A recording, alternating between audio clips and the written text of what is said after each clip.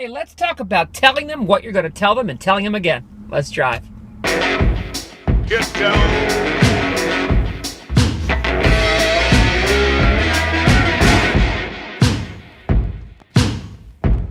Over the Thanksgiving holiday, I was fortunate to connect with a lifelong friend of mine.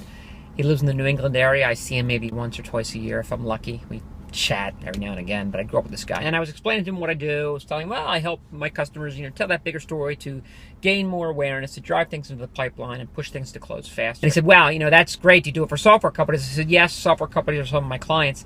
And he said, that is good to hear because software companies are awful at it. In fact, he said, just recently, we bought some software, and the company was terrible at about helping us understand what they actually did. He told the story how the company came in and really answered yes to every question, then invited the team down to their development facility to kind of train them on the product.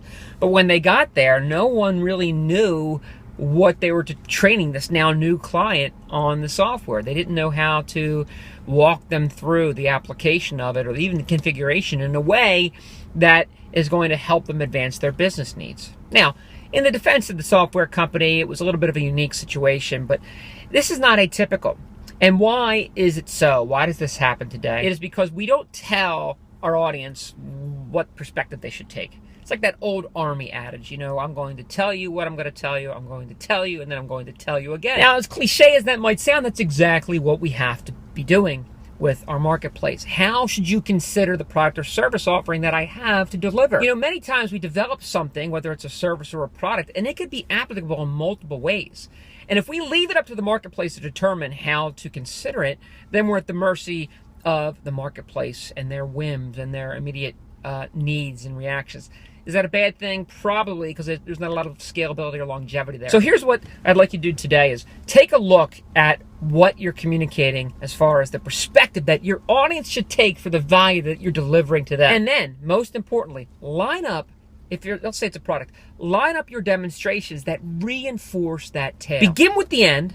What's the conclusion? What is the resolution of what the software solves? And then work back to the most minuscule level of detail that illustrate how you achieve that resolution. Make sense? I hope it makes sense because I think it's going to make a big difference for you. See you next time. I would like you to come and subscribe because I enjoy this discussion that we have here in the CarCast, and I don't want you to miss one. It's not a selfish ask. It's really a selfless ask because I want to... Okay, it's all selfish. Come on and join me, but I think you're going to get value out of it too. See ya.